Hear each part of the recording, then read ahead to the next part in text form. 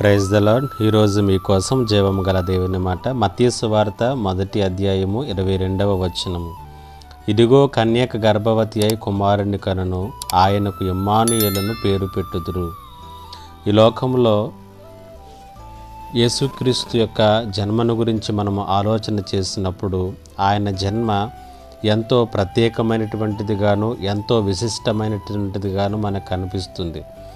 కారణం ఏంటంటే, ఈ లోకంలో జన్మించేటటువంటి ప్రతి ఒక్కరిని కూడా ఆలోచన చేసినట్లయితే వారు ఎక్కడ పుడతారో తెలియదు, ఎలా పుడతారో తెలియదు, ఎవరికి పుడతారో తెలియదు, దేనికి పుడతారో కూడా తెలియదు. కానీ యేసుక్రీస్తు యొక్క జన్మను గురించి మనం ఆలోచన చేసినట్లయితే ఆయన పుట్టడానికి ముందుగానే దాదాపుగా 700 సంవత్సరాల ముందుగానే ఆయన ఎక్కడ పుడతాడో, ఆయన ఎవరికి పుడతారో, ఆయన ఎలా పుడతారో, ఆయన ఏ ఉద్దేశంతో ఈ లోకానికి వస్తున్నాడో కూడా రాయబడినటువంటి విధానాన్ని పరిశుద్ధ గ్రంథంలో మనము కనుగొనగలము. కాబట్టి ఆయన ప్రవచనాల యొక్క నెరవేర్పుగా ఈ లోకానికి దిగి వచ్చినటువంటి దేవుడు.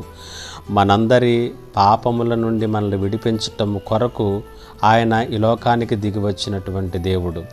ఆయన తన యొక్క ధనమును విడిచిపెట్టి దరిద్రుడిగా ఈ లోకానికి వచ్చింది మనం ధనవంతులుగా చేయటం కొరకు.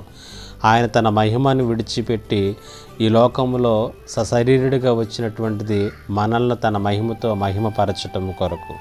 అదే క్రిస్మస్ యొక్క శుభవార్త. కాబట్టి నీ జీవితాన్ని మహిమగా మార్చగలిగినటువంటి దేవుడు, నిన్ను పాపాంధకారంలో నుంచి వెలుగులోనికి నడిపించగలిగినటువంటి సామర్థ్యం కలిగినటువంటి దేవాతి దేవునిగా ఈ లోకానికి వచ్చినటువంటి క్రీస్తును సమీపించి నీ జీవితాన్ని ఆయనకు సమర్పించుకున్న ఎడల ఆయన నీ జీవితాన్ని వెలుగుమయం చేస్తాడు, మన జీవితాలను మహిమకరంగా మారుస్తాడు. అలాంటి కృపను పరిశుద్ధాత్మ దేవుడు మనకు అనుగ్రహించునుగాక. ఆమేన్. ప్రార్థన. మా గొప్ప దేవుడా, నీకు వందనాలు, స్తుతులు, స్తోత్రాలు.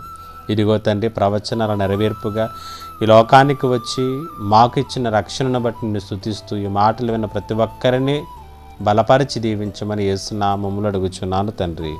ఆమేన్.